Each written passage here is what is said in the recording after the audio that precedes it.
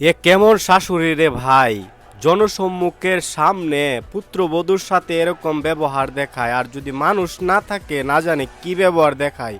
বিরুটা দেখেন সবাই। 12 লাখ টাকা দিবি ধন করবার নিগে এই কান্নার বাড়ি কয় লাখ টাকা দিছ আপনার যা একটা ছেলের বন্ধু কত টাকা দিছে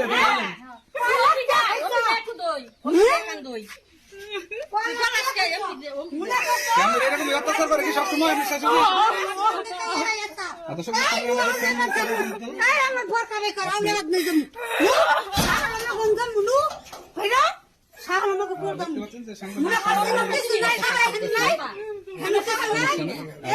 সত্যি মেয়েটার জন্য অনেক খারাপ লাগলো ভাই, কিন্তু কিছু করার নাই।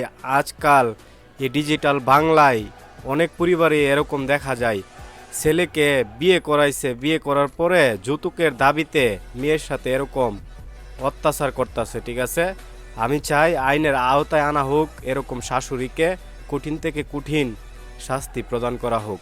তার কারণ এরকম যদি বাড়তে থাকে ভাই, তাহলে সমাজে বর্তমানে যে টুকু শান্তি আছে শান্তিটুকু চলে যাবে ভাই। কারণ আগের মতো কিন্তু শাশুড়িরা এখন আর নাই।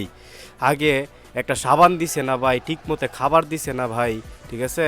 কিন্তু এখন বর্তমানে আলহামদুলিল্লাহ অনেক পরিবর্তন হয়েছে, পোলাপান স্মার্ট হয়েছে। কিন্তু কিছু কিছু পরিবারে ওই যে কয়লা দইলে কি আর ময়লা যায়, এরকম দেখা যায়। তো এগুলার কঠিন থেকে কঠিন শাস্তি দেওয়া উচিত ভাই, যাতে এরকম না হয়। ভালো থাকবেন সবাই, আসসালামু আলাইকুম।